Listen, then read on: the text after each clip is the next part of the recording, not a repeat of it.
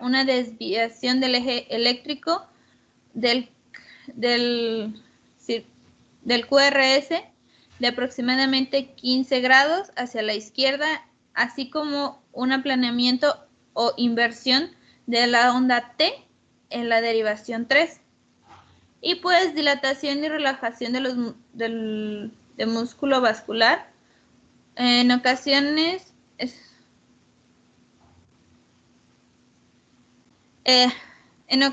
el que está en éxtasis menor o sobre todo, o disminución en lo que es en los miembros inferiores.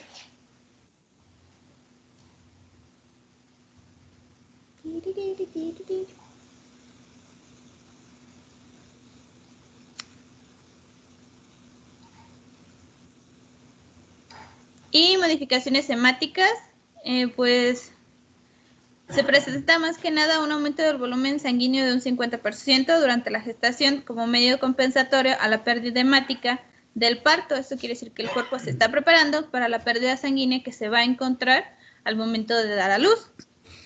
Y por lo cual es un signo a considerar porque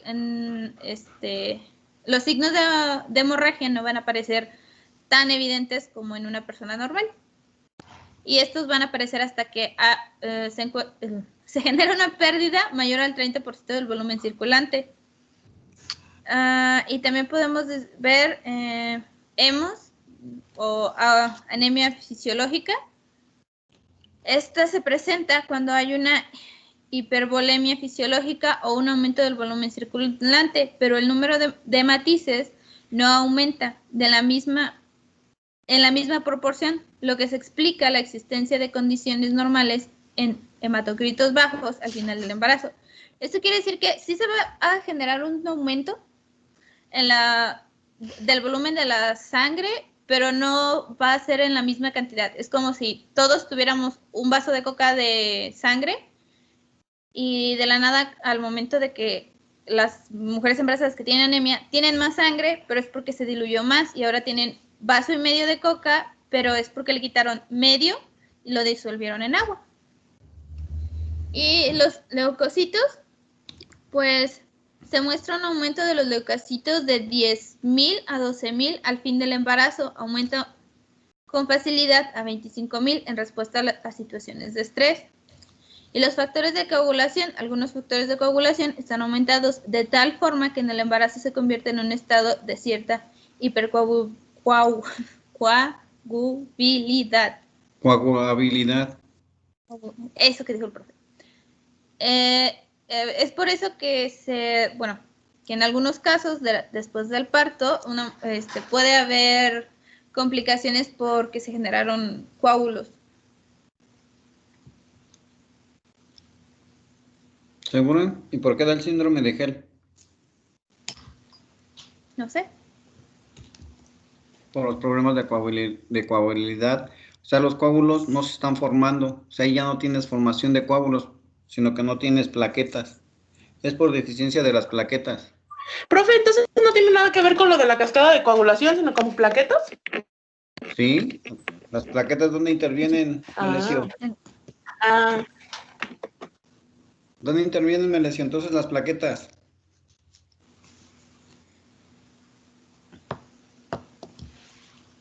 ¿En la vía intrínseca, extrínseca o la vía común?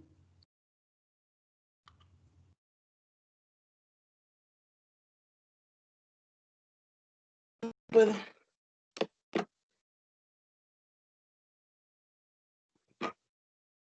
¿En la vía intrínseca?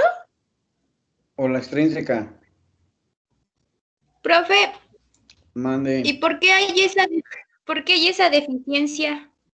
Porque cuando ¿O a qué se debe? por el embarazo. El embarazo es un cuerpo, también un cuerpo extraño en lo que se adapta a su cuerpo. Por eso estaban viendo que hay una hipovolemia, una hipervolemia. La hipovolemia solamente es cuando se va a dar el parto. La hipovolemia casi lo va cursando todo el parto con anemia baja, con lo mínimo que es de 12. Para eso piden la hemoglobina, química sanguínea, Porque en la hemoglobina completa ve lo que viene siendo el hematocrito, el volumen corpuscular medio, plaquetas, para que veas qué cantidad tiene y también los leucocitos, porque con de ahí depende la cantidad de defensas que tengas para algún tipo de enfermedad. Aquí los leucocitos pueden estar Gracias. aumentados o disminuidos.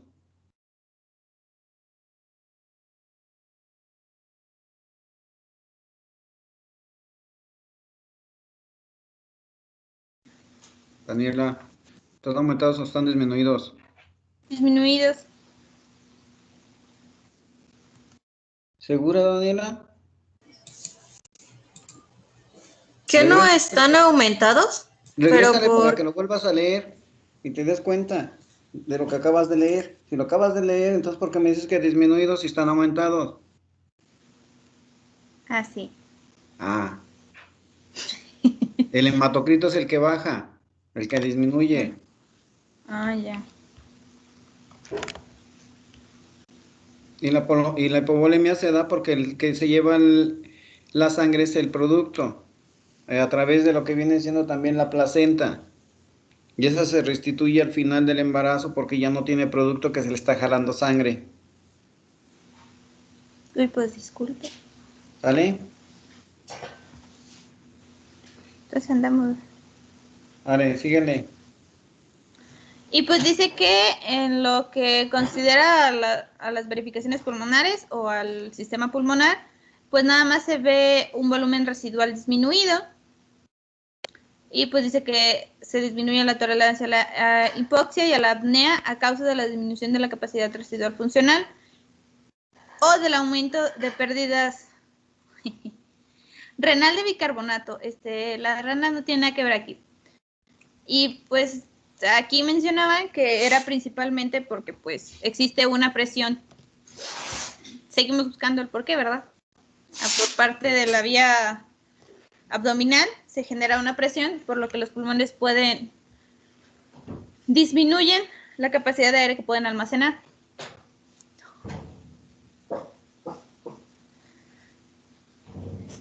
La sigue, por favor.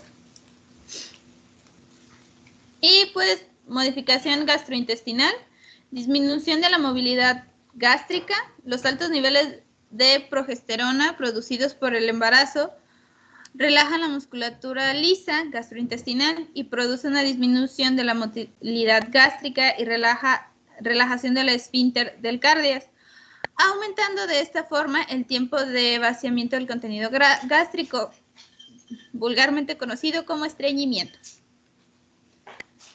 Desplazamiento cefálico de las vísceras abdominales y del intestino. Esto quiere decir que, pues, como el bebé está creciendo, pues le estorban las vísceras y las mueve.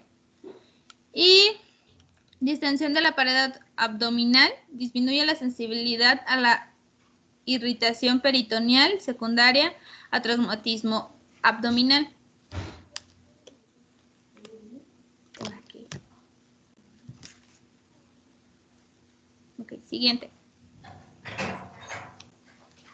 Y en el aparato urinario, el desplazamiento de la vejiga aumenta el riesgo de lesión o ruptura, dilatación y elevamiento de las uretras, una disminución en el tono de los uréteres, es por eso que entre los muchos, en el embarazo se presentan muchas infecciones del aparato urinario y aumento del flujo plasmático renal en un 80% y del filtrado glomerular en un 50%.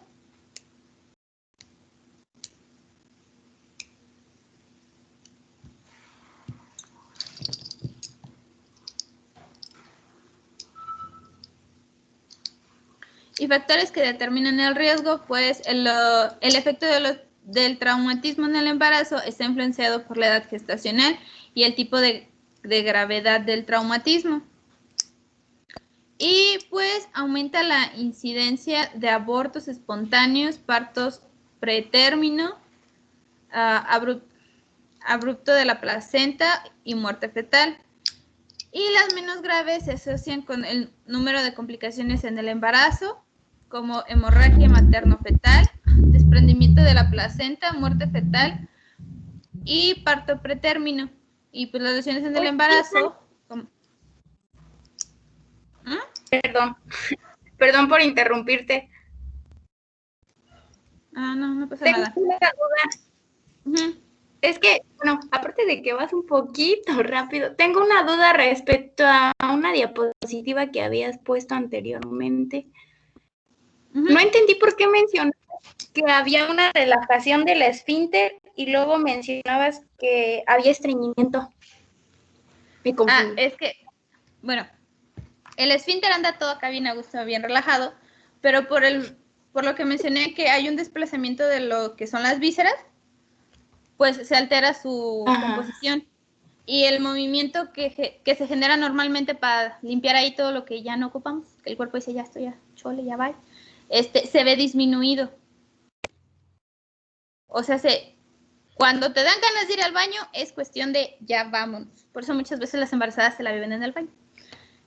Y pero cuando el proceso de eliminación normal se disminuye. ¿Sí me di a entender?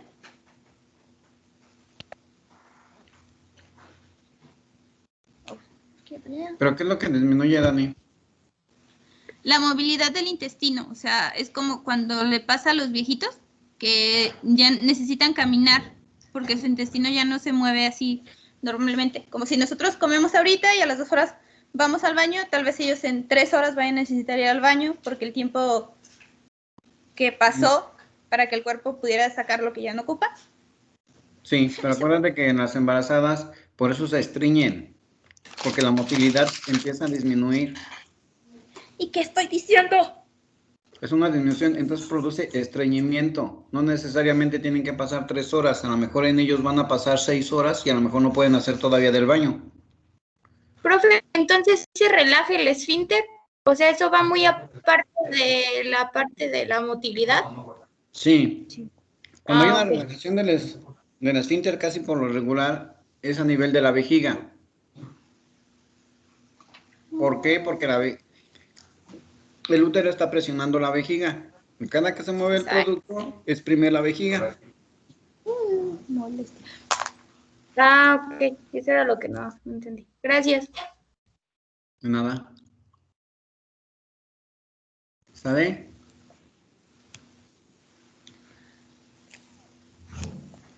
Sigue.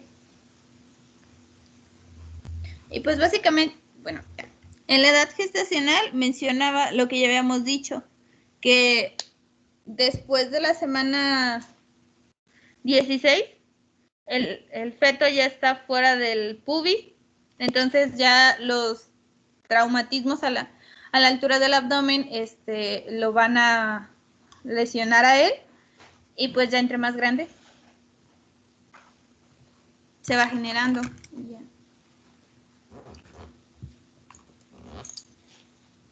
Sí, porque acuérdate que también el líquido amniótico, Disminuye. el líquido amniótico también aumenta. Al aumentar el líquido amniótico, entonces también produce un aumento en el recibimiento del golpe, porque también transmite energía a través del líquido. Sí. ¿Sí? Y por eso, entre más sea la gestación, mayor es el riesgo. Siguiente.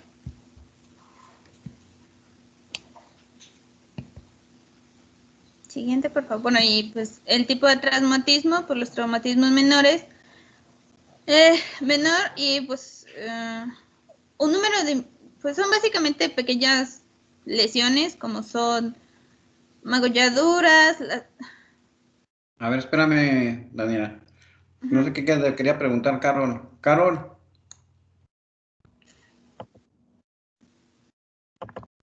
Es que Carol está levantando la mano. A mí no me aparece, generalmente luego.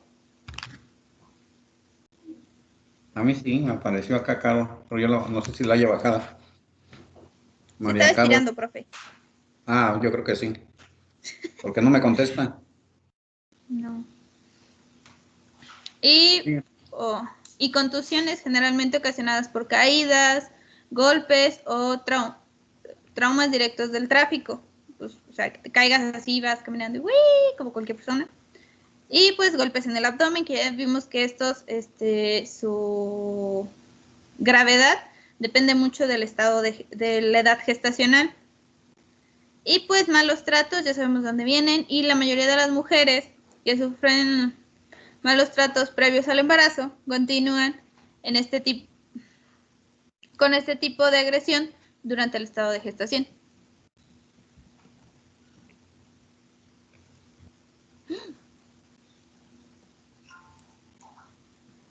Y pues los traumatismos mayores se asocian con politrauma o afección sistemática de la embarazada, fracturas de huesos largos, fracturas de costillas, traumatismos cráneoencefálicos y todo eso. Y pues en todos ellos se aplican los preceptos generales de soporte vital avanzado, traumatológico.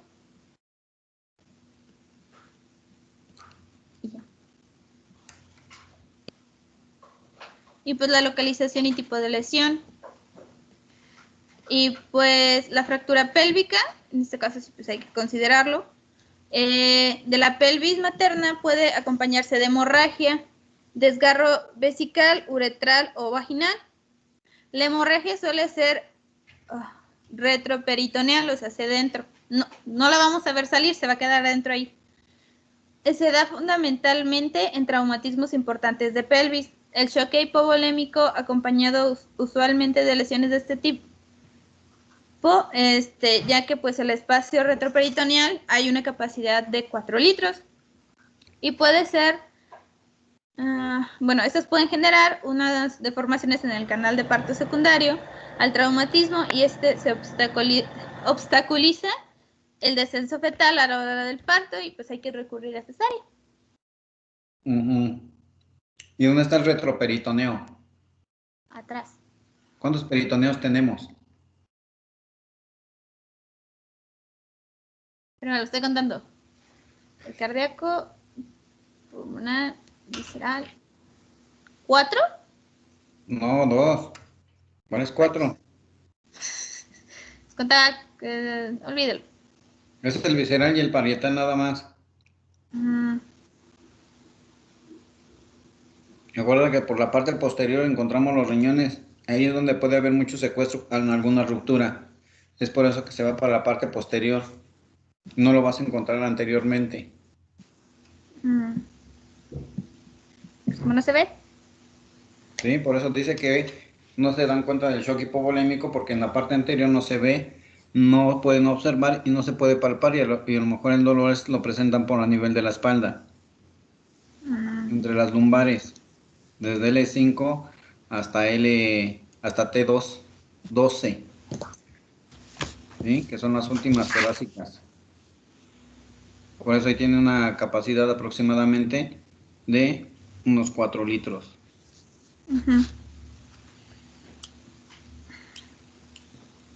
Y pues las lesiones intraabdominales, pues generalmente lo que dice aquí que pues son un poquito menos comunes porque el útero grávido y el líquido amniótico protegen los órganos intraabdominales durante el traumatismo abdominal cerrado y se puede producir estallido del vaso, lesión renal o laceración hepática.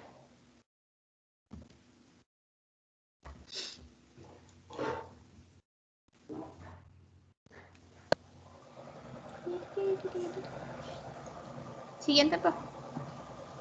Y lesiones uterinas, las más frecuentes a partir del tercer mes de gestación, cuando el útero sobrepasa la cavidad pélvica y queda desprotegido. Y pues, como ya conocemos, es una zona hipervascularizada. Y en la gestación, pues la vascularización aumenta. Por otro lado, va adelgazando su pared muscular. Esto hace que sea más sensible a la ruptura y a las hemorragias masivas. El estado clínico materno puede verse agravado por la presencia de la coagulación intravascular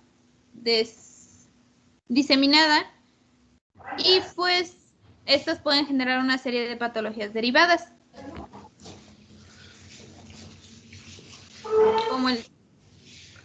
como puede ser un aborto o parto pretérmino,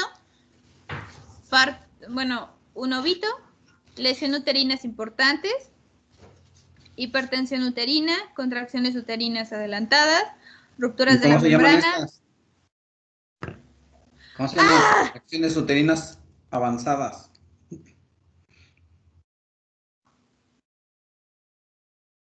Pues sí me lo sabía, pero ya se me olvidó.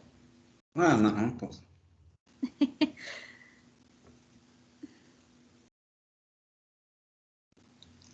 Embolismo de líquido amniótico, inmunización por contacto de la sangre con la sangre. ¿Qué más? Pues ya no la quitaron. Karina, regrésala. Y hizo inmunización por contacto con la sangre fetal, con la sangre materna, pues esto ya sabemos que es en caso de incompatibilidad. Y coagulación intravascular diseminada y desprendimiento brusco de la placenta normoinsertada. Sí, el aborto placentae. Es un desprendimiento de placenta por los golpes o los traumatismos. Y la coagulación creo que sería el único intravascular diseminada es por coágulos y puede producir trombos a nivel pulmonar y a nivel cardíaco también.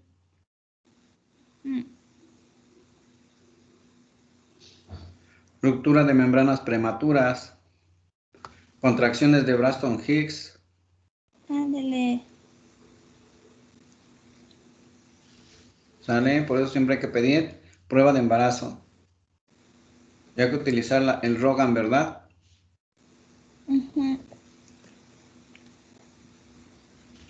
Y pues el estudio radiológico completo, pues ya en recomendaciones generales en atención a una paciente. Sin embargo, hay que ser cautos en la realización de este estadio, siempre que sea posible proteger la zona abdominal de los efectos de la radiación. Va a depender de la dosis, de la edad gestacional, siendo que el primer trimestre es el periodo de mayor riesgo teratógeno, y a partir del segundo trimestre pues ya no es tanto riesgo, ya podemos hacer pues una radiografía abdominal. No es cierto, no completamente. Es a partir del tercer trimestre y no son tan frecuentes. Pues no. Y pues no debemos olvidar que a toda mujer con traumatismo en edad fértil realizar un test de embarazo o de gestación.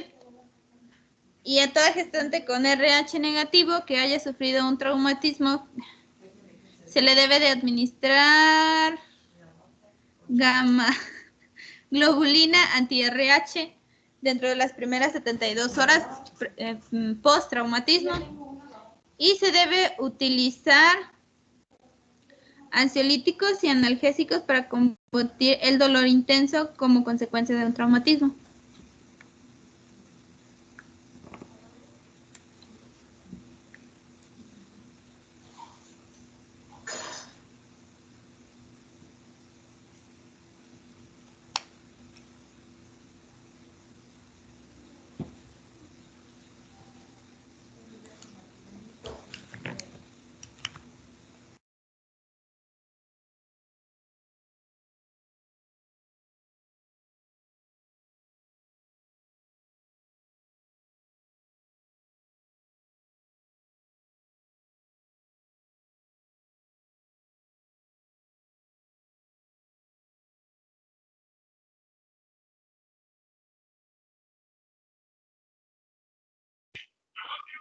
Y pues en la biomecánica del trauma en la mujer embarazada, pues nos dice que existen dos grandes mecanismos de lesiones en las embarazadas, que van a ser las lesiones penetrantes y los traumatismos cerrados.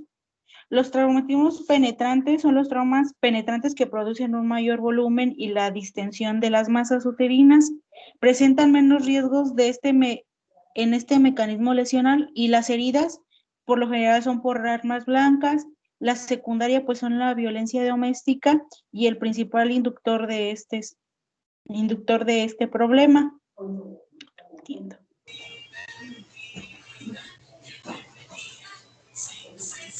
En el traumatismo cerrado, Cari, ¿puedes adelantarle?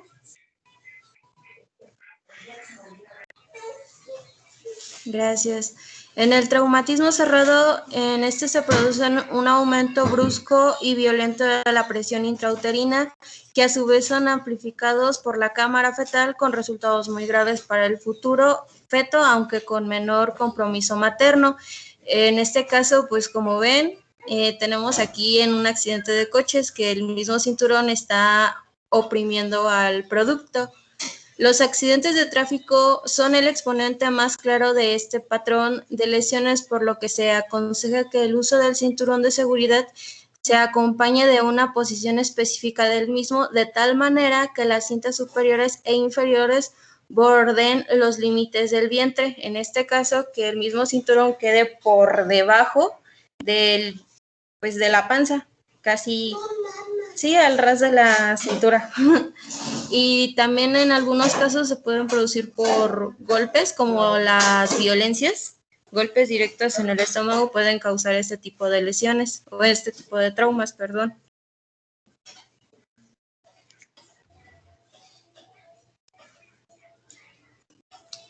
El shock hipovolémico y el traumatismo cráneoencefálico son los mayores exponentes de muerte materno-fetal y afectan predominantemente al tercer trimestre de la gestación.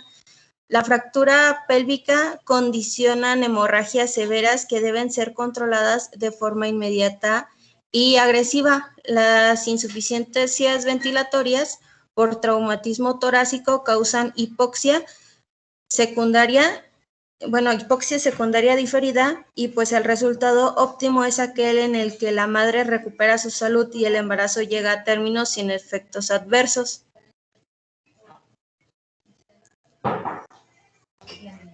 ¿Y cuáles serían los efectos adversos, Carla? Pues en este caso un daño cerebral podría ser, así como la pérdida del bebé. El daño cerebral. Traumatismo fetal también. Traumatismo fetal. Entonces sería traumatismo, prácticamente sería un traumatismo fetal. Uh-huh. O sea, aparte de las consecuencias que tenga la madre, según cómo haya recibido el golpe, ¿verdad? Traumatismo se puede ser de arriba hacia abajo, o de abajo hacia arriba, o de lado. Recordamos que no nada más puede ser el vientre, sino también puede ser la cadera o el fémur. Ok. Fractura también Pues, el fémur, tenemos mucha pérdida.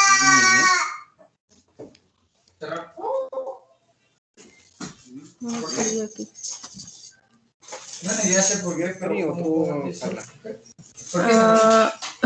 Realmente la exposición era de Lupita, pero tuvo problemas, así que por el momento le estamos siguiendo las demás compañeras. Vale. Bueno, el tratamiento para el feto, en este caso las prioridades. Ok. El tratamiento perfecto. Pues las prioridades inmediatas en la asistencia para una gestante politraumatizada o traumatizada más bien, pues es la misma que se tienen que seguir con un politraumatizado, que consta de la reanimación inmediata y los diagnósticos complementarios aparte de las pruebas. Se tiene que tener en cuenta que el mejor tratamiento para el feto pues es primero tratar a la madre, porque pues la madre tiene que estar bien para que el feto pueda nacer bien, igual para que no haya ninguna complicación al nacer o al momento del parto.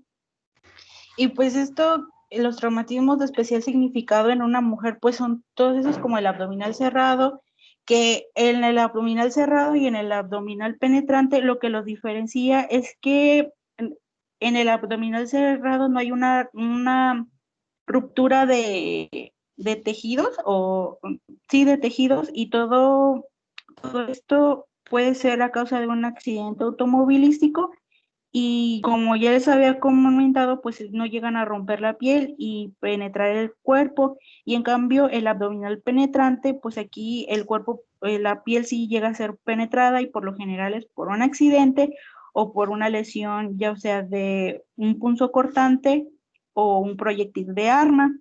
En el traumatismo torácico, pues es el trauma, pues todo aquel que afecta en la caja torácica y pueden verse afectados los pulmones, el corazón. ¿Mande? ¿Cuántos traumatismos de tórax vimos? ¿También vimos cerrado y abierto? Sí, habíamos visto cerrado y abierto. ¿Cuál otro? Ay, pues está el trauma. ¿Quién nos había dicho? Neumotórax. Ah, el neumotórax y... Hemotórax. Hemotórax, neumotórax. El hemoneumotórax. Ajá. ¿Sí? El de tonel también. O de tensión bilateral de los dos. Ok. Y ¿Sí? después seguimos con... Sí. Después El seguimos con el... craneoencefálico y el politrauma, ¿verdad? Ajá, el traumatismo craneoencefálico, que pues puede ser desde una lesión primaria, que puede ser desde una contusión hasta un impacto fuerte. Como ya les habíamos mencionado, mis compañeras ya les habían comentado que la mayoría de los accidentes o de los traumas se deben a lesiones por accidentes automovilísticos. Entonces, un traumatismo craneoencefálico se puede dar al momento de un choque, cuando el impacto sobre el cráneo hace un gran movimiento rápido o es muy acelerado. No sé si me explico. O sea, como el momento que se da el choque y se da el movimiento acelerado en la cabeza o en el cuello, que es un movimiento muy brusco. Entonces ahí se puede dar un traumatismo craneoencefálico. Después con el politrauma, que ya lo habíamos visto, que es el conjunto de varios traumas o lesiones graves causadas de maneras simultáneas. Después seguimos con la fractura de pelvis, que estas fracturas varían y se pueden dar desde caídas, que pueden dar paso a desprendimientos de un fragmento óseo, o que son o de baja, como de baja energía, que pueden ser como golpes o algún accidente que haya tenido la mujer embarazada. Después tenemos que son la fractura pélvica, que en la fractura pélvica, ya les había comentado. Perdón. Después siguen las lesiones viscerales, que estas pueden ser vísceras sólidas, como el hígado, el vaso, el páncreas o el riñón, o las vísceras huecas, que es el estómago, el intestino delgado, el colon y la vejiga. Y pues en las lesiones viscerales igual pueden ser abiertas o cerradas, o abiertas o después con las lesiones uterinas, que debido al incremento del tamaño del feto que está en desarrollo, pues cada que está en desarrollo, pues tenemos mayor riesgo a que se cause una lesión uterina, tanto para la madre como el feto. Y pues como ya ha comentado mi compañera, pues estas complicaciones pueden darse incluso al momento de que sea el parto.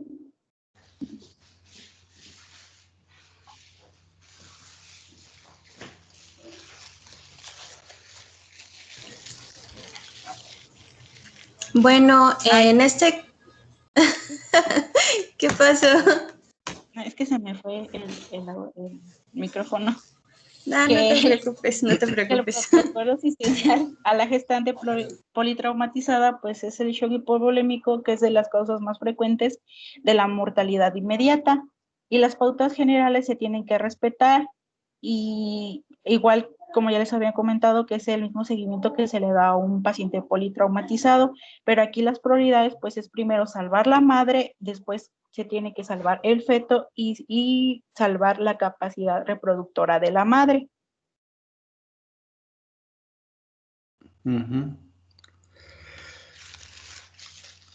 Valoración primaria. Pues me toca. En este caso, en la valoración primaria tenemos que ocupar el A, B, C, D, pero acá le agregamos el E, o más bien se nos agregó el E. ¿El E? El ¿El E. F? Ese ya está al final, profe. Ah, bueno, está al final el F. Está al Pero aquí final. es A, B, C, D y el E. Y el E. Pues como sabemos, nuestro A es el manejo de las vías aéreas con estabilización de la columna cervical.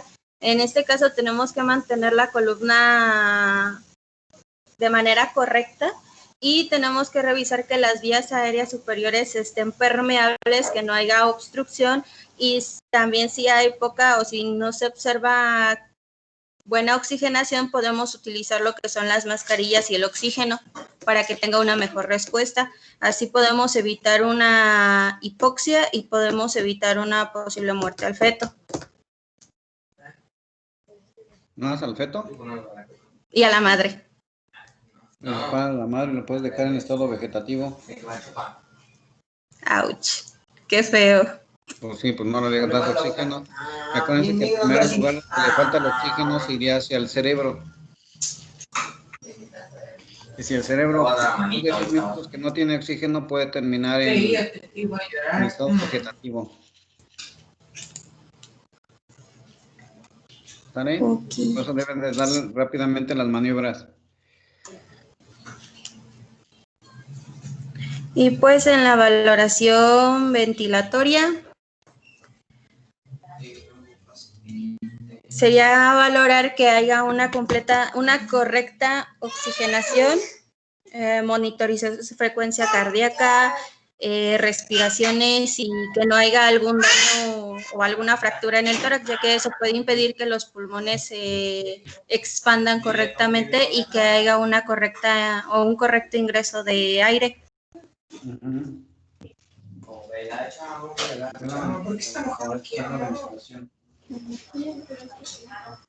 Mande, profe, casi no se escucha. Que debes de valorar una buena ventilación. Exacto. ¿Le pueden cambiar, por favor?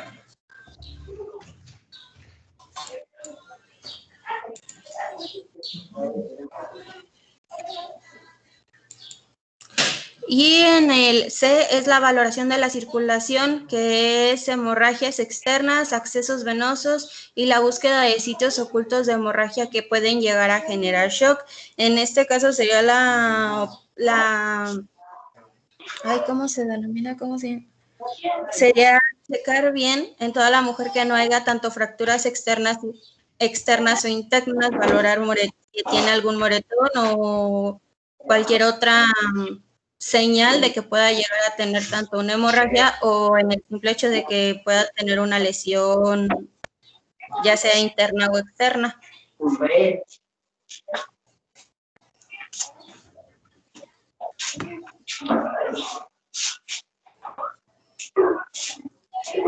Y la evaluación de discapacidad neurológica es saber si la mujer está consciente,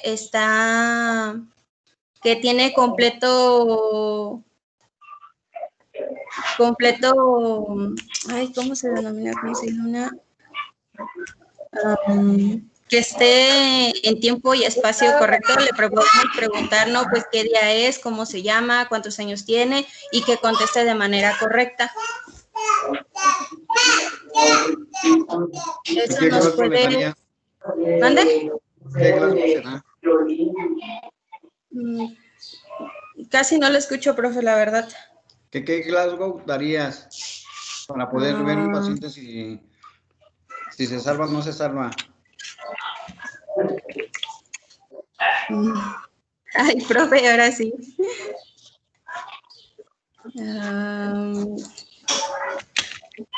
Si no le miento que no recuerdo muy bien la escala de Glasgow. No la recuerdo bien.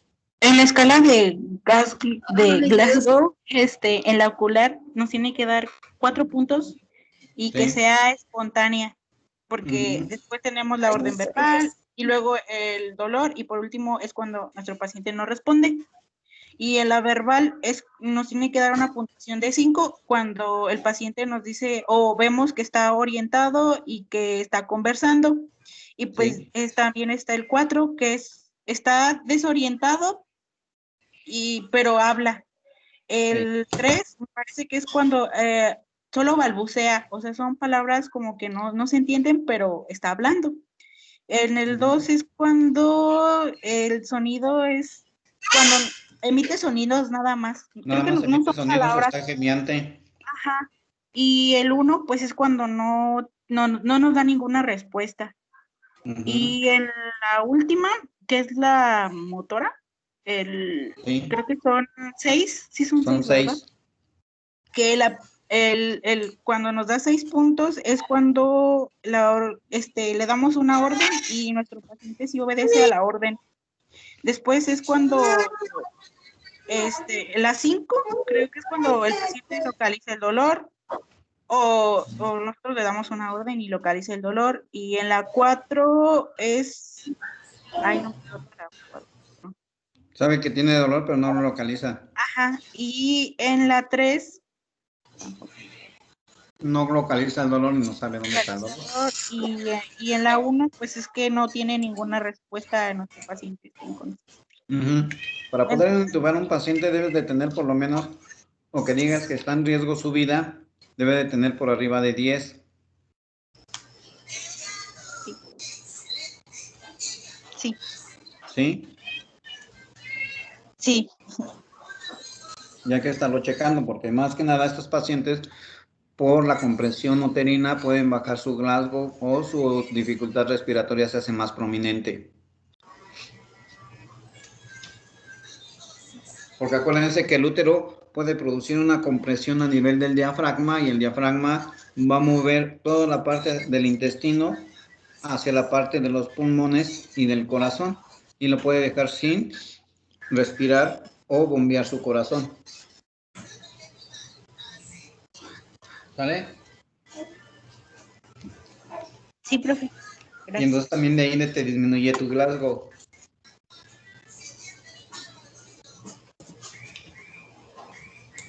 Síguele, Carla.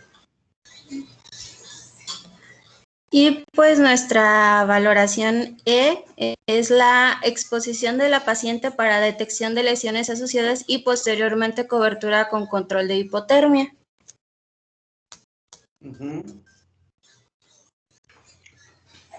Bueno, un dato que me encontré es que no considera muerto a un paciente con hipotermia a quien no se le detecte signos evidentes de muerte.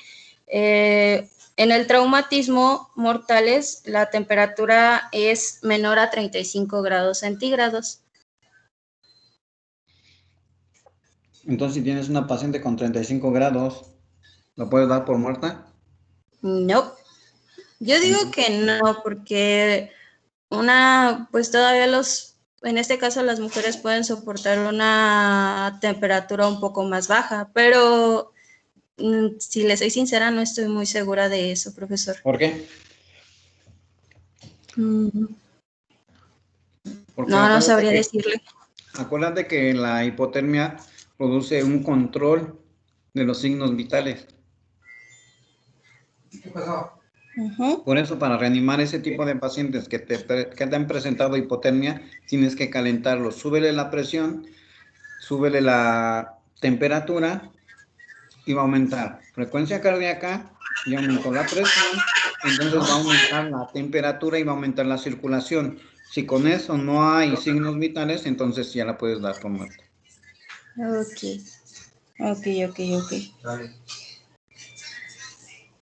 ¿Sí? Entonces, por eso dicen que una paciente fría no la puedes dar por muerta, más si estuvo expuesta al frío. ¿Vale? Sí, muchas gracias, profe. Y pues como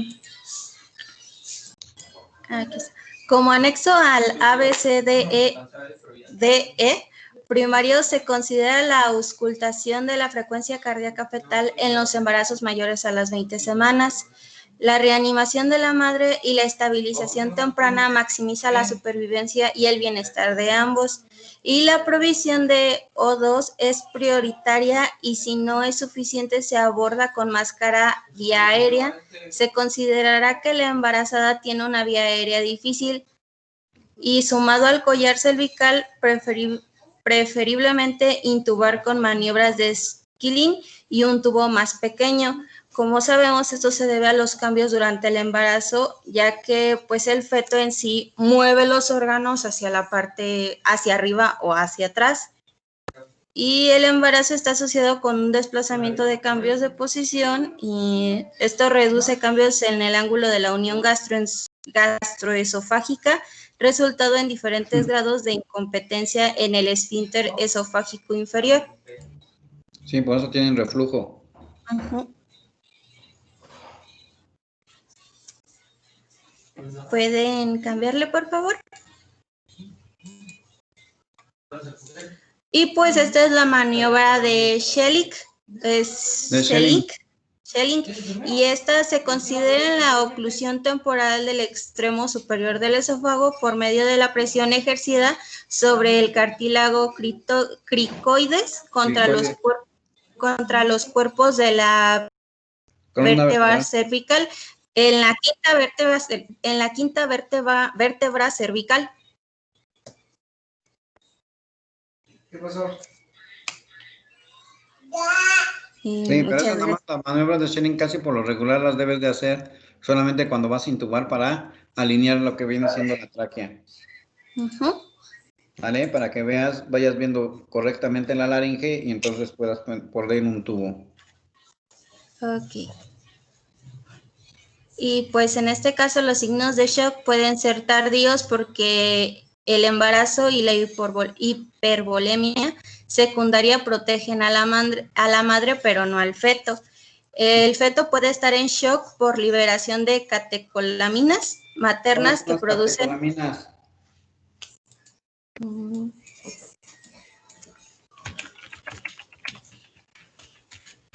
A ver.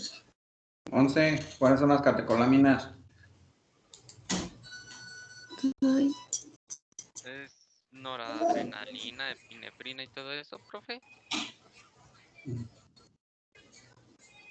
Sí. ¿Cuál otra te faltaría? ¿Cuál le dije? Noradrenalina, adrenalina, ¿y cuál otra me dijiste? Dopamina. La dopamina. Ajá. La dopamina casi no se activa, pero es la adrenalina y la noradrenalina. Okay. La acetilcisteína que también se activa. Porque estas van a producir vasoconstricción.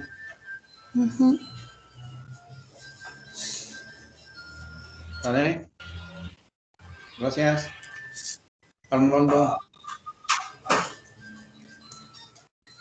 Mira, Carla. Bueno, vasoconstricción de la circulación planetaria. Por eso se reanima a la madre. ¿La pueden cambiar, por favor? Gracias. Por eso se reanima a la madre pensando en el hijo. Aunque presente tensión arterial y frecuencia cardíaca normales, la madre puede perder 35% de la volemia antes de presentar signos de shock. ¿Pueden cambiarlo, por favor?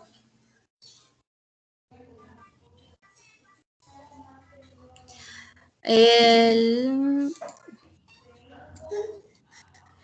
dolor, contracturas o signos peritoneales anormales, posiciones del feto en el abdomen, palpación demasiado fácil de la parte fetal y dificultad de la determinación del fondo uterino hacen sospecha de ruptura uterina que es infrecuente. Solo un 0.6% del total de traumatismos maternos puede llegar a padecerla.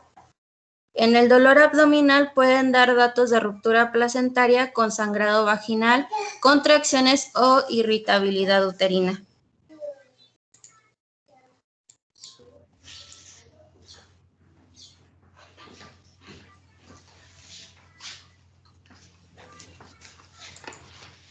El propio traumatismo puede desencadenar embolia de líquido amniótico, es rara y se presenta como cuadro cuadro catastrófico de shock, convulsiones, coagulopatías, insuficiencia cardíaca derecha y severa insuficiencia respiratoria.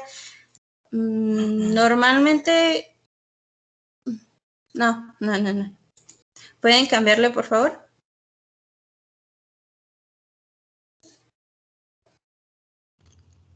Espérame, Carla, ¿cómo se produciría la embolia? Por una deficiencia extrema de sangre. Líquido amniótico. ¿En dónde? Vale. Arnoldo, ¿Mande? ¿quieres decir algo? Pues, ¿qué dijo? ¿Preguntó lo de la embolia de líquido? O... Sí. Pues supongo que es así como cuando dicen que es una embolia gaseosa. El líquido amniótico tiene que entrar al ¿cómo se llama? Torrente sanguíneo, ¿no?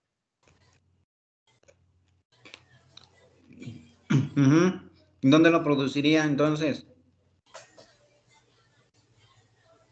Por atrás de ustedes, Rafa. De los dos, por atrás de los dos. Sí, sí produciría eso a nivel, pero es a nivel de lo que vienen siendo las uterinas. Y de esas uterinas van a ver a las ilíacas. Y de las ilíacas pues puede producir otro trastorno. Por eso que produce coagulación intravascular diseminada. ¿Sale, Carla? ¿Sí, Arnoldo? ¿Cuál era la última, perdón, profe? ACI-DI. Coagulación intravascular diseminada. Y eso también te puede producir embolismos. Ok.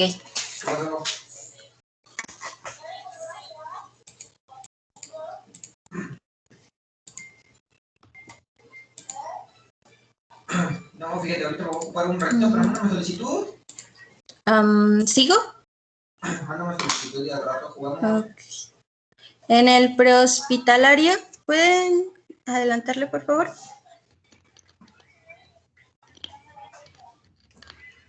En el prehospitalario, si la madre ha quedado atrapada como consecuencia del accidente, los esfuerzos salvadores en ningún caso pueden esperar a liberarla, y aunque en el lugar se le estabiliza la vía aérea, se perfundirá los líquidos con generosidad. La atención en los primeros momentos marca la viabilidad de la madre y por tanto del feto.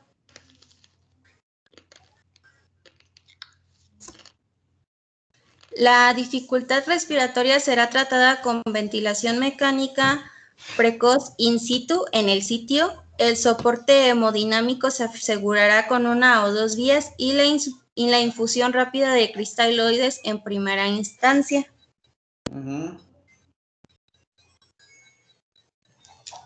¿Y cuáles son los cristaloides? Ahí está luego.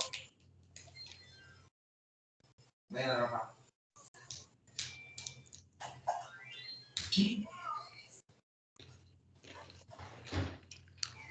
Karina, ¿cuáles son los cristaloides?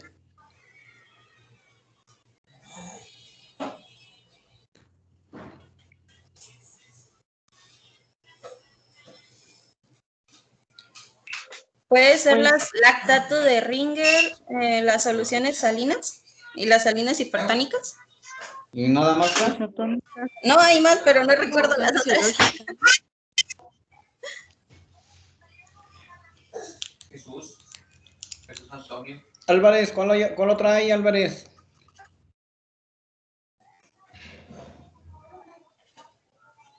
Liz Guadalupe.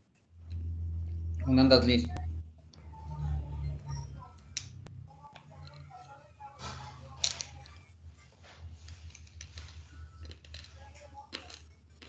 Bueno, dejémosles esas y agrégale el Harman nada más. Ok. ¿Sale? Sí. A ver, otra cosa que voy a modificar. Jijiji. Y pues el protocolo asistencial es, primero que nada, el objetivo, la vida. El escenario, pues, es el lugar del accidente y los procedimientos generales son salvar la vida de la madre como medio de salvar la vida del feto. Como habíamos comentado, si salvo a la madre, salvo al feto.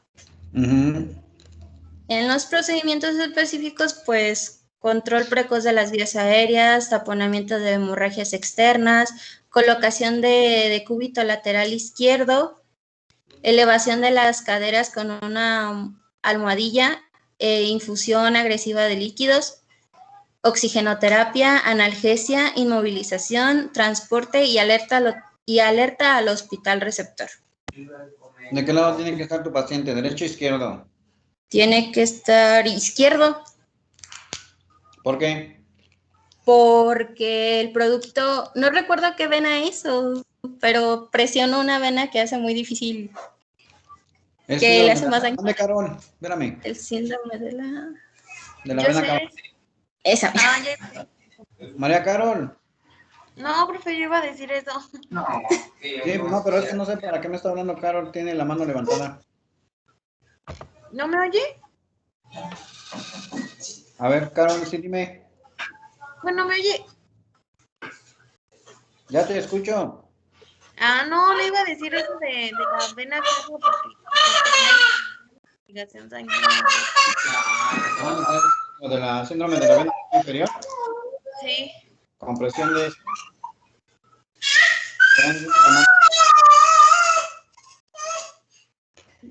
¿Alguna pregunta, otra cosa? ¿No? Bueno.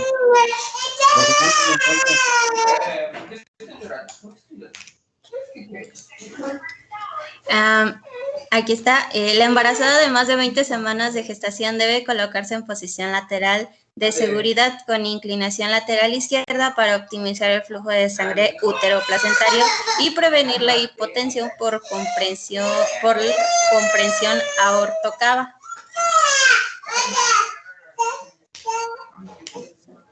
En el caso de la inmovilización cérvico-dorsal, debe efectuarse con una tabla espinal larga en toda su longitud. Esta deberá mantenerse levemente inclinada sobre la izquierda mediante la colocación de almohadillas o mantas en la cadera derecha. La cadera derecha. Aproximadamente a 30 grados, ¿verdad? Sí, de 30 a 45. Sí, de 30 a 45 grados.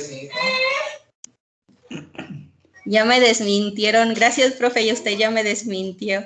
¿Por qué? Es que tenía entendido que era de 15 a 30 grados, pero es de 30 a 45 grados. Puede ser con que lo levantes tantito, pero tienes que levantar el útero, tienes que desplazar siempre el útero hacia el lado izquierdo. Eso. Si no tienes, lo mínimo son 15. Yo tengo un moco. ¿Sí? Y lo máximo son 45 grados. Ok.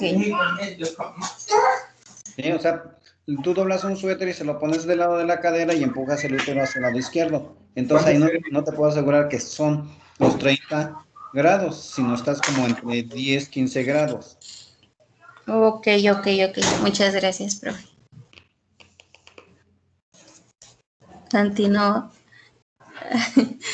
El shock en la embarazada es el riesgo más grave para la madre y el feto. La hipovolemia se tratará agresivamente con soluciones Ringer o fisiológico en espera de efectuar transfusión con la mayor precocidad posible. Sí, entre lo más rápido posible que lo puedas canalizar a tu paciente es mucho mejor. Y siempre recordemos que deben de ser 2 vías. Acuérdate en tu circulación de tu ABC. 2 vías. Sí, tenemos 2 formas de calcular el ABC, ¿verdad? Una para reanimación y otra para tratar pacientes. La que estamos viendo es el ABC de tratamiento hacia el paciente y el otro ABC es de soporte vital. ¿Sí?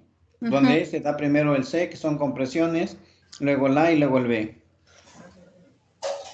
¿Sí? ¿Andrea? Sí. ¿Carla? Sí. Solo que también estoy escribiendo para ponerlo, para ahí corregirle cuando la mandes. Aquí.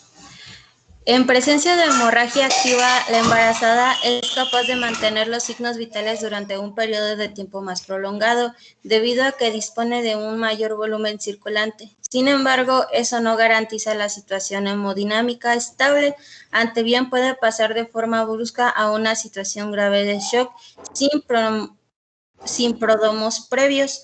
En este caso, pues como dijo, a veces primero el shock era el bebé y ya después puede pasar a la madre y puede tardar un cierto tiempo de tiempo como ser inmediatamente. El pantalón anti-shock puede ser un complemento en la reperfusión usando como compresión en los miembros inferiores y absteniéndose del uso de la cámara abdominal, que podría comprometer el flujo uteroplacentario. Pero casi por lo regular el pantalón anti-shock, ese solamente se utiliza en raros casos, y cada 15 minutos o cada 5 minutos se infla y se desinfla, que es lo que te produce el flujo sanguíneo.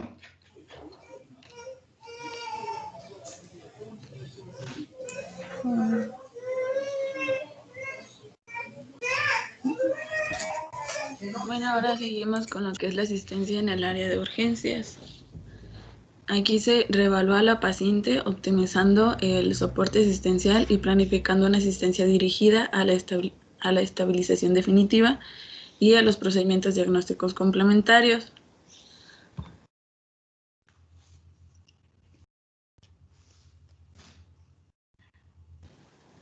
Para una valoración secundaria hay que tener en cuenta historia obstétrica detallada, los antecedentes y ver si hubo eclampsia, diabetes, cardiopatías, alergias, amenazas previas de aborto, la fecha probable de parto y los antecedentes patológicos.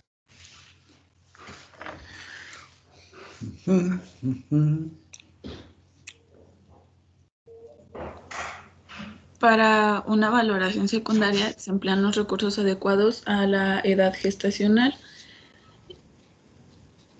Y pues ahí está el protocolo asistencial secundario. Nos dice que el procedimiento general es el reconocimiento especializado y en este pues vamos a valorar la presencia de sangrados, la salida de líquido amniótico, identificar la presencia de contracciones, los ruidos fetales, efectuar un Doppler fetal y el grupo sanguíneo RH. Y el procedimiento específico, pues, va a depender según la situación, la asistencia pues va a ser más especializada.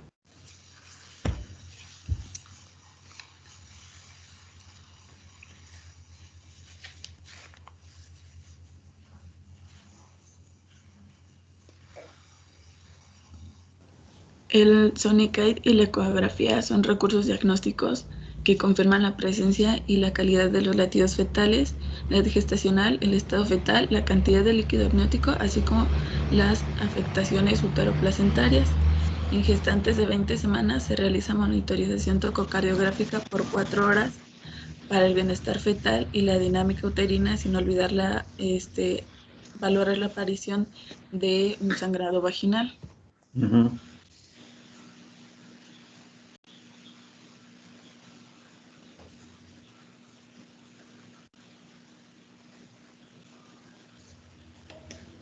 La actuación a seguir dependerá del estado materno-fetal y de la edad gestacional. Si es un embarazo a término o hay madurez fetal, el parto será vaginal. Esto si pues, la mujer se encuentra estable. Si hay un feto inmaduro por debajo de 36 semanas, se inicia la frenación del parto. Si las condiciones maternas lo permiten, se realiza una cesárea en la gestante cuando no hay una respuesta a maniobras de resucitación materna y el feto es posiblemente viable mayor de 24 semanas. La reanimación es difícil con el abdomen gestante y tras la cesárea pues desaparece la comprensión ortocava, por lo tanto las tasas de supervivencia materna fetal pueden ser mayores debido a la mejoría hemodinámica materna cuando se vacía el útero. Sí, ¿verdad? Porque regresa su sangre, ya no hay secuestro placentario Y ya no hay obstrucción de la vena cava.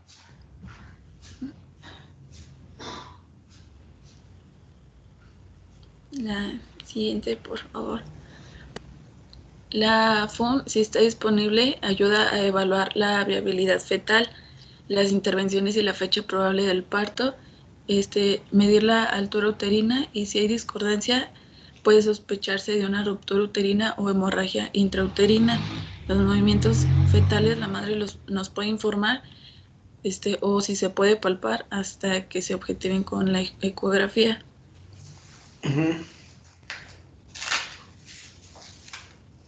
En las contracciones su presencia indica irritabilidad uterina, esto pues causada por el traumatismo y el trabajo del parto prematuro. El dolor abdominal, la pérdida de sangre vaginal y ruptura prematura de membranas son datos que nos advierten de una complicación temprana o que ya se está iniciando el trabajo de parto. El examen vaginal y rectal, si se encuentra un sangrado vaginal, se va a sospechar de un parto prematuro, la rotura de placenta o placenta previa. Un líquido blanquecino o verdoso por vagina habla de la ruptura del saco amniótico.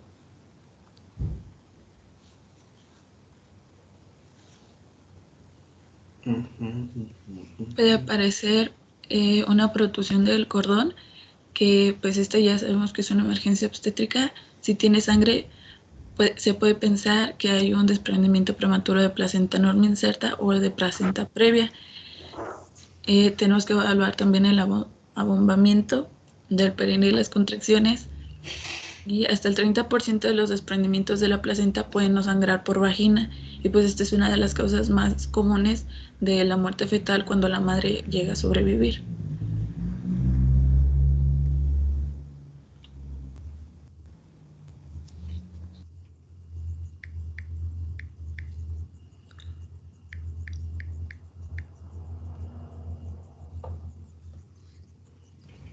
La evaluación fetal, esta solo se va a hacer cuando ya se logró estabilizar a la madre y se verifica ahora sí la situación fetal.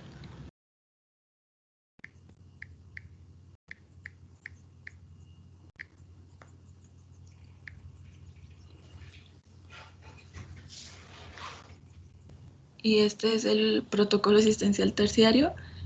Pues vamos a ver un procedimiento específico, ya sea del estado uterino, vamos a ver la sensibilidad, el tono, en las contracciones, pues la frecuencia, la duración y la intensidad. El estado del feto, pues hay que ver el ritmo y el patrón cardíaco y los movimientos fetales. Y un trabajo en equipo, pues ya va a ser de los equipos de emergencia, intensivistas, neurocirujanos, traumatólogos, las matronas, radiólogos, y pues el apoyo psicológico pues va a ser para tranquilizar a la afectada y pues para informar a la familia.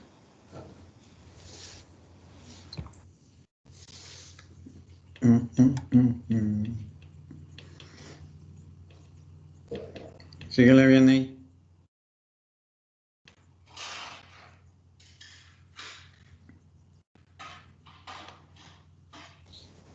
Sí, la frecuencia cardíaca fetal a partir de las 12 semanas puede determinarse y medirse mediante el Doppler.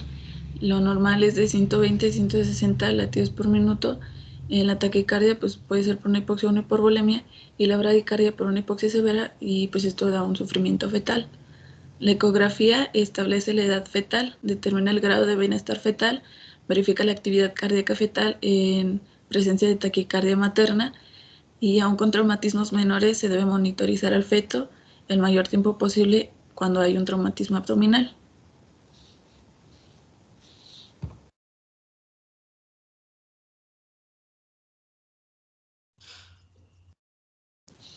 En los exámenes complementarios, estos son los indicados para cualquier paciente traumatizado, teniendo en cuenta los cambios que se presentan en ellos para su interpretación.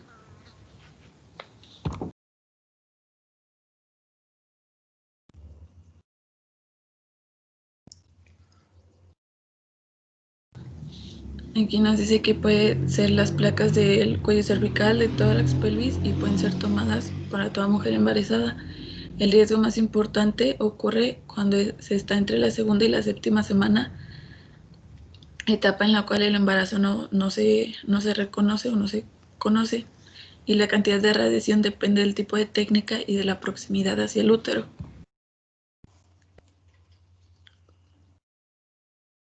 Y también de la edad gestacional, ¿eh?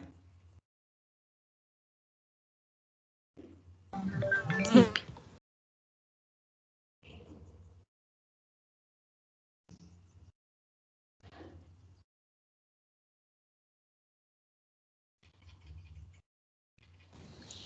Y las medidas preventivas son el uso específico y correcto del cinturón de seguridad, la higiene postural, como puede ser al agacharse, al cargar objetos, etcétera. Estas son medidas complementarias de higiene maternal, como la adecuación del hogar, la prevención de caídas y control de los riesgos de violencia familiar y accidentes, especialmente el consumo de drogas y alcohol.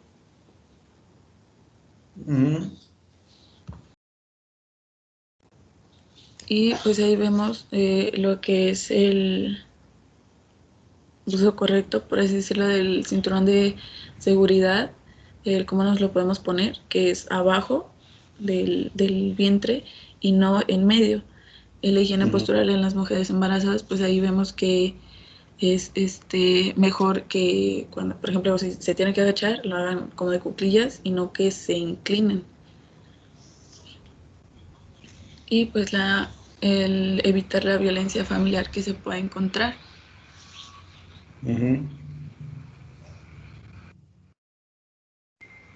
Y eso sería todo de nuestra parte.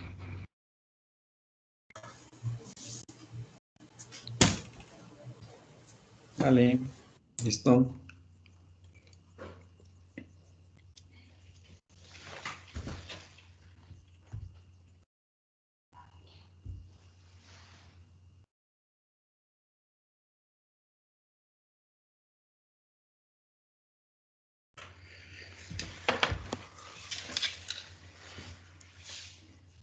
¿Alguna pregunta? ¿Todo estuvo bien?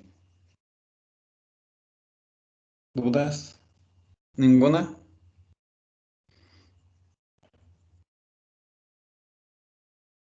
No, nadie tiene preguntas ni dudas. Mande, Carol. Oiga, profe, y si es, por ejemplo, decían ahí que si era por violencia, y si se dan cuenta que es por violencia ahí, ¿qué procedimiento se hace? La verdad es que yo nunca he visto. ¿Procedimiento de qué? ¿Quirúrgico o...? No, o sea, como ya después que se dan cuenta que sí hay violencia en su casa, ¿a dónde? ¿O se canaliza a algún lado a la mujer o así? Sí, se hace al Ministerio Público y se da parte primero al Ministerio Público para que se levante un acta. Gracias, profe.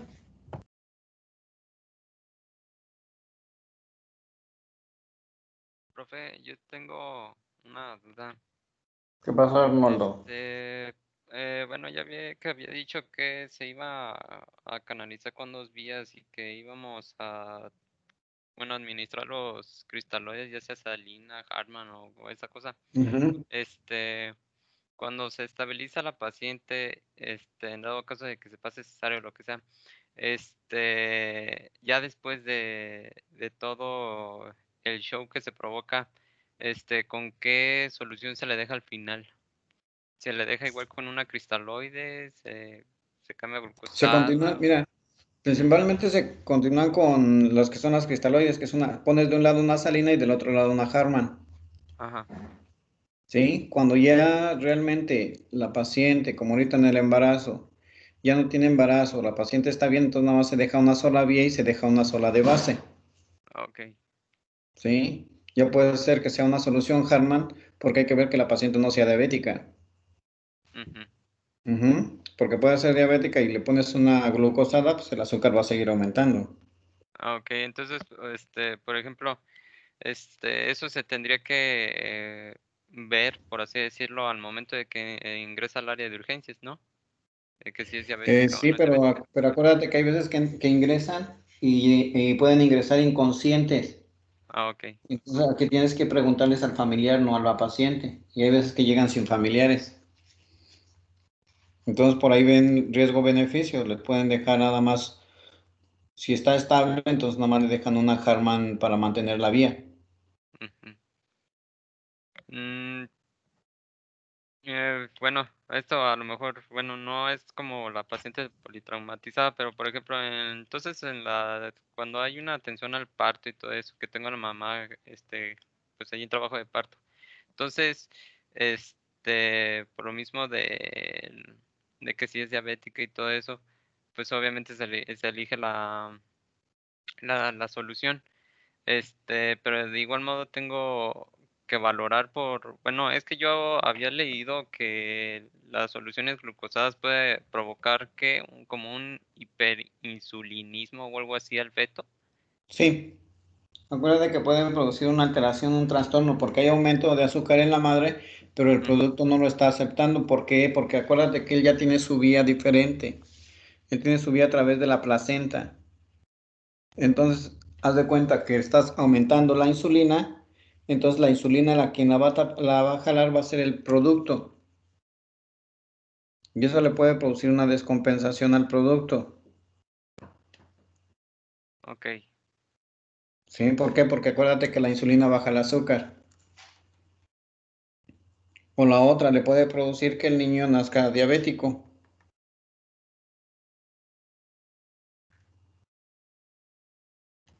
Por el aumento de la insulina. Ok. Sí, porque acuérdate que también ese hiperinsulinismo va a causar que le trabaje el hígado del chiquillo que todavía no está maduro, que en ese momento le está haciendo la función el riñón, entonces va a producir más cantidad de glucosa, que por eso causa esos trastornos. Ok, profe. Así es. Órale, órale, Arnoldo.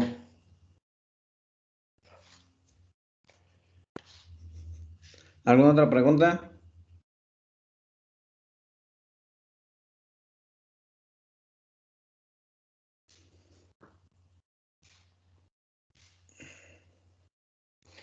Bueno, entonces de que 8 días vemos pediátrico y geriátrico. Y su examen. Profe, yo tengo una duda en cuestión de resúmenes. Mande, Osmara. O sea, tenemos que estar mandando un resumen por semana sin importar que aún no veamos el tema, o vamos a mandar el resumen conforme al tema que se vaya a ver en clase. Al tema que se va a ver la siguiente semana. Ah, ok. Como Entonces ahorita me sería tendrías el que resumen dar el del de pediátrico. pediátrico y geriátrico. Pero si se lo mandamos ya desde antemano. Sí, exactamente. Si ya me lo mandas antes, no tienes que mandar nada. Ok. Ok, profe, entonces pediátrico y geriátrico en la próxima clase, ¿verdad? Sí, Alessio. Gracias. Nada. ¿Alguna otra duda? Pues era eso, que resúmenes iban a mandar, profe, pero ya nos dijo. Ya. Gracias. Sí, Carlilla. Es el niño, ¿Y el para niño el también. link o lo va a publicar aquí? Es que el niño es el que no te deja. Más cuando está viendo Bob Esponja. Ay, ya. Sí, a mí también me da risa Bob Esponja de repente. Pues es que el mío todo, bueno, no es mi niño, es mi sobrino, apenas tiene 1 año y 4 meses. Así que todavía no le gusta eso, le gusta la vaquita, la gallina pintadita. Eso es lo que le gusta más. Pero ahorita me lo dejaron llorando porque su padre se fue. Y pues él quería ir. Pues lo hubieran dejado que se lo llevara. Pero pues no. Ya ve cómo está la situación afuera, profe. No tiene nada, no pasa nada. Tú confía y ya. No puedo, soy mamá sobreprotectora y eso que es mi sobrino. No, imagínate. No, cuando sean los tuyos vas a ver que en el caso los vas a hacer. Y sí estoy pensando eso, profe, de que ya cuando uno tiene los suyos, en caso les hace. Sí, pues sí. Bueno, muchas gracias, profe. ¿Es de tu hermano o de tu hermana? No, de mi hermano. Tengo, mi hermana y yo somos las dos que no tenemos hijos, solo mi hermano tiene 2, una niña y un niño. O sea, está, te digo, ya ves, la mamá no le está haciendo caso. Ay, profe. Así son las mujeres, primero quieren y luego ya no. Pues fíjese que no me llama a mí la atención y tampoco a que amigas que yo tengo no les llama la atención. No, porque ya viste lo que es. Sí, ya. Ah, ¿verdad? Pues ahí sí ya lo piensas. ¿Sale entonces alguna otra duda?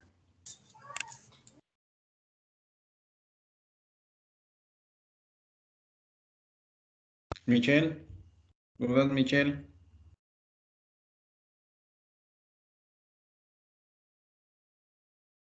Michelle se fue a comer y no nos invitó. No, sí, es que le había preguntado que de lo del examen, que si iba a ver, que si usted no lo iba a publicar o nos iba a poner el link o cómo, porque esta vez estábamos todos como que, y el examen y este y el otro, entonces, ¿Y el examen o va a cómo lo haber vamos a página hacer? que nos va a decir, o Ay, Michelle.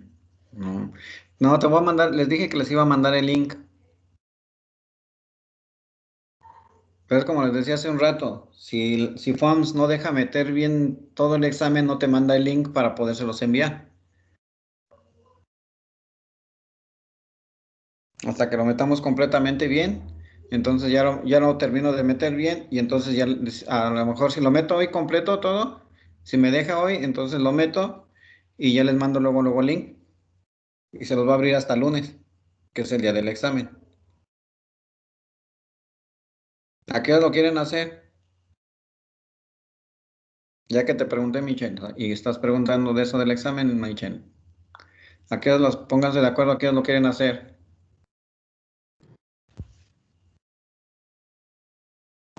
Yo digo que a las 2 está bien.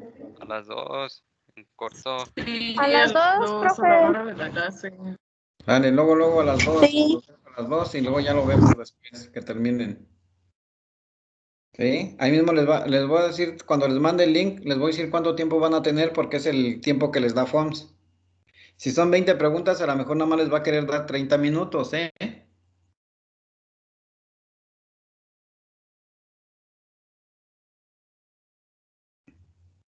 Para ver si se lo puedo modificar, si son 20, a ver si los puedo modificar a que les dé por lo menos 40 minutos. ¿Sale? Si son 60, pues no les va a dar más tiempo.